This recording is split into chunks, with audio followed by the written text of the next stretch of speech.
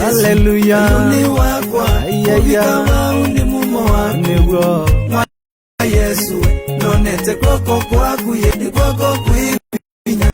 Sumbikana yu wako mwiye. Royo sotayo. Onoketha wanene iwe ni athani. Mamba alewe. Wala nyama undo maku na kwa vathayo wakuwe. Nivo ende kwa vosia maundo maku.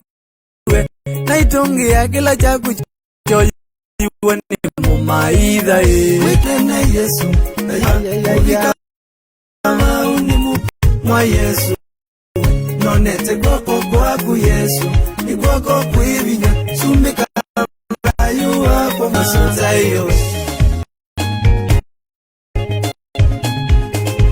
One go.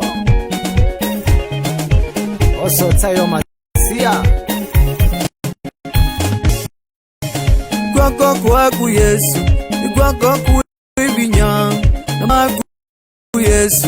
Ni maunume. Kwako kwaku. Ni kwako kuibinya. Na maunume maku Yesu. Ni maunya. Kwako kwaku Yesu. Ni kwako kuibinya. Na maunume maku Yesu. Ni maunume Yesu.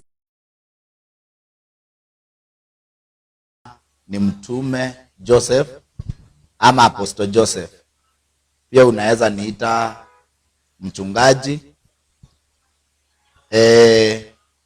Ningependa kuwashukuru nyinyi nyote ambao ni wasikilizaji wangu wa siku ya leo, na ningependa kuwakaribisha katika Injili, na Mungu atakubariki katika jina la Yesu Kristo. Kanisa langu liko upande wa Mwala pale Mbuyuni town. Linaitwa Holy Bread of Life Ministry. Mimi ndio mchungaji mahali pale. Na direction za kuja ukiwa unatoka Nairobi ama Machakos, unafika Tala na unachukua pikipiki ya kukuleta mpaka Mbuyuni. Namba yangu ya simu ni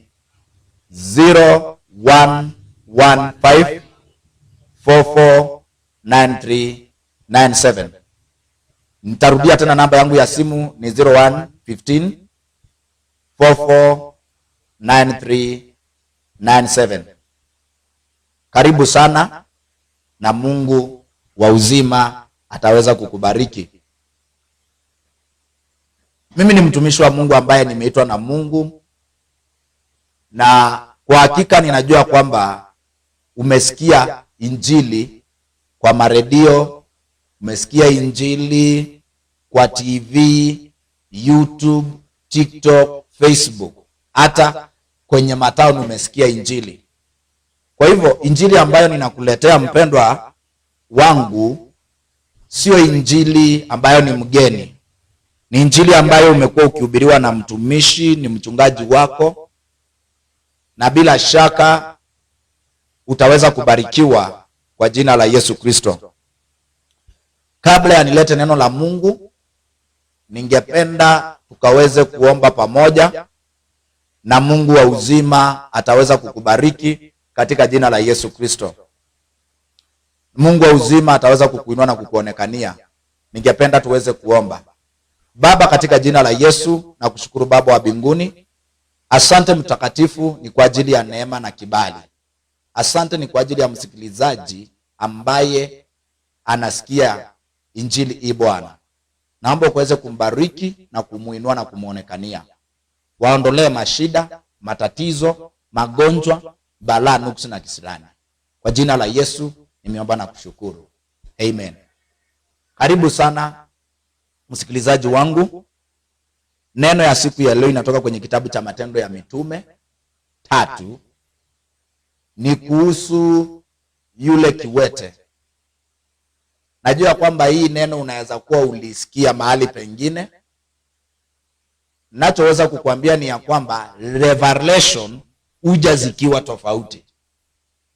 Revelation huja zikiwa tofauti. Huyu mchungaji anaweza kuwa aliletewa revelation hii, huyu akaletewa revelation hii, na mimi naletewa revelation tofauti na yule mwingine.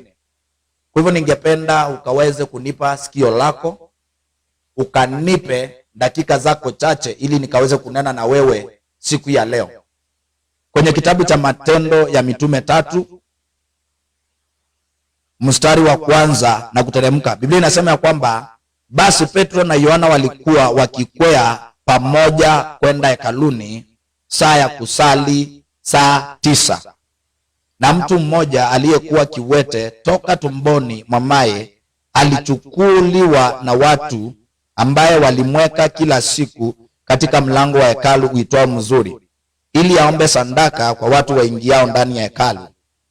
Mtu huyu akimwona Petro na Yohana wakiingia hekaluni, aliomba apewe sadaka. Na Petro akimkazia macho pamoja na Yohana akasema, tutazame sisi.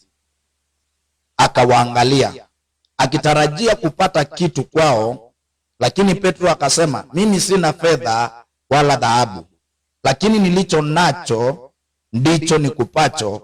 Kwa jina la Yesu wa Nazareti, simama na uende. Msikilizaji wangu mpendwa, hawa ni watumishi wa Mungu, Petro na Yohana. Walikuwa na mazoea ya kuenda kwenye hekalu kuabudu. Walikuwa na mazoea ya kwenda kumwabudu Mungu na kumtukuza Mungu kila wakati. Biblia inasema ya kwamba walikuwa wanaenda hekaluni kukwea ama kusali ama kuomba ama kuabudu wakati wa saa 9. Biblia inasema ya kwamba kuna mwanaume mmoja ambaye alikuwa ni kiwete maishani mwake, na yule kiwete alikuwa anabebwa kutoka nyumbani, anapelekwa kwenye mlango uitwao Mzuri, pale kwenye gate la kanisa. Na wakati mmoja ama siku mmoja, Petro na Yohana wakikwea kwenda hekaluni, wakampata yule kiwete akiwa anaomba. Biblia inasema ya kwamba yule kiwete akawakazia macho na wao wakamkazia macho. Na Petro na Yohana wakajua ya kwamba huyu mtu ambaye ni kiwete anatarajia kitu kutoka kwao. Na kwa sababu hawakuwa na fedha wala dhahabu, alipowakazia macho na wao wakamkazia macho, Biblia inasema ya kwamba Petro akamwambia, tutazame sisi, hatuna fedha wala dhahabu, lakini tulicho nacho, kwa jina la Yesu simama na utembee. Mpendwa, jioni ya leo nimekuja nikuambia kwamba unaweza kuwa umepitia shida mingi. Unaweza kuwa umepitia katika changamoto mingi za maisha, na kupitia katika changamoto ya maisha ama kupitia katika challenge fulani, sio ya kwamba hakuna Mungu. Hapana. Nachoweza kukwambia kwamba huyu kiwete labda alikuwa anajua siku moja atawahi tembea, lakini kwa sababu siku wala lisaa wala wakati wa Mungu ukifika, ulipofika tu akatembea. Nimekuja nikwambia kwamba jioni ya leo ya kwamba kuna matumaini, ya kwamba kuna matumaini kwenye mtu uliokatwa kuchepuka tena. Kuna matumaini katika maisha yako ambayo unaona ya kwamba imekwama, stagnated, haiendi nyuma wala haiendi mbele. Lakini siku ya leo nimekuja nikwambia kwamba amini Mungu, wewe kwako hakuna amani. Amini Mungu kwa hiyo ndoa yako. Amini Mungu kwa hiyo biashara yako. Amini Mungu mahali umeolewa, hata kama hakuna amani.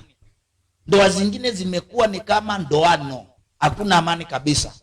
Nimekuja nikuambia kwamba jioni ya leo, kama nabii na kama mtumishi wa Mungu, raise your faith, inua imani yako juu. Kile watu wamepoteza ni imani. Kile watu wamepoteza, hawana imani, wanataka tu kuwekelewa mikono. Lakini kama nabii na kama mtumishi wa Mungu, nimekuja nikuambia kwamba haijalishi ni nini inakusumbua. Yule kiwete alikuwa anafikiria na alikuwa anaona ya kwamba hakuna siku atatembea, lakini alipokutana na Yesu akapona, alipokutana na Yesu akatembea. Labda Petro na Yohana wakuwa wanajua ya kwamba watakuja wakutane na yule kiwete na wamwambie kwa jina la Yesu simama na utembee. Hali yako ulio nayo, hata kama ni ngumu namna gani, hata kama mawazo imekusonga namna gani, hata kama magonjwa imekusonga namna gani, hata kama ni nini imekusonga, kile naweza nikakuambia, amini Mungu, weka imani mbele na mambo yako itakuwa salama. Ayubu alingojeka, akafika mahali mwili wake wote ukawa ni vidonda. Na ndiyo sababu jua kwamba Mungu anafanya kazi. Biblia inauliza ya kwamba je, kuna matumaini katika mti uliokatwa kuchipuka tena? Nataka nikwambie kuna matumaini katika mti uliokatwa kuchipuka tena. Kuna matumaini kwenye hiyo ndoa yako ambayo haina amani. Kuna matumaini kwenye hiyo biashara yako unataka kufunge. Mpendo, usifunge. Kuna matumaini ya kwamba inaweza ikasonga. It doesn't matter. Haijalishi ni wachawi wangapi wamekuzunguka. Haijalishi ni waganga wangapi wamekuzunguka. Haijalishi ni wafunga majini wangapi wamekuzunguka. Haijalishi ni maadui wangapi wamekuzunguka. Haijalishi umegonjeka ugonjwa wa aina gani. Kuna Mungu mbinguni anayepona. Kuna Mungu mbinguni anayebadilisha situation. Unaweza ukaangalia kwenu ile maskini iko hapo ni ya kukatiwa.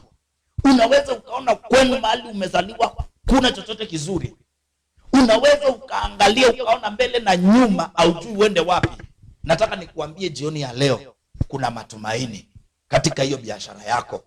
Kuna matumaini kuanza chini na kuinuliwa na Mungu. Kuna matumaini katika mti uliokatwa kuchipuka na kuendelea na mazao. Mpendwa msikilizaji, Ayubu akaambiwa na mke wake, mtusi huyu Mungu ili uweze kuondoka. Ayubu hakuangalia mambo ya mke wake. Alimwambia tu kitu swali ya kwamba nilitoka kwa Mungu uchi na nitarudi kwa Baba nikiwa uchi. Ayubu alikuwa na matumaini ya kwamba watoto wangu watarudi, mali yangu itarudi, mimi nitapona, chochote cha kwangu ambacho kimepotea kitarudi. Na mimi nimekuja nikwambie kama nabii na kama mtumishi wa Mungu, chochote cha kwako kimeibiwa na shetani kitarejea kwa jina la Yesu. Chochote cha kwako kimepotea kitarejea kwa jina la Yesu Kristo. Haijalishi umepitia mafaragano, haijalishi shida, haijalishi ni ukimwi, haijalishi ni kansa, haijalishi ni blood pressure, haijalishi ni anemia kansa, haijalishi ni magonjwa sugu, Mungu anaponya kwa jina la Yesu Kristo. Nimeomba na wengi wakiwa na matatizo, Mungu akawaponya. Nimeomba na wengi wakiwa wagonjwa, Mungu akawaponya. Kwa hivyo mpendwa msikilizaji, amini Mungu ya kwamba hiyo shida yako, hiyo situation yako, Mungu anaweza akakuondolea. Mungu anaweza akakuinua in one level to another level. In Jesus mighty name. Ningependa kuomba na msikilizaji. Baba, kwa jina la Yesu, asante mfalme kwa neema na kibali. Utukuzwe milele daima Bwana. Asante ni kwa ajili ya wasikilizaji wangu. Naomba mfalme ukawabariki. Naomba mfalme ukawainue. Kwa jina la Yesu Kristo nimeomba na kuamini. Amen. Amen. God bless you. God bless you. In Jesus name. Amen. Amen. Amen.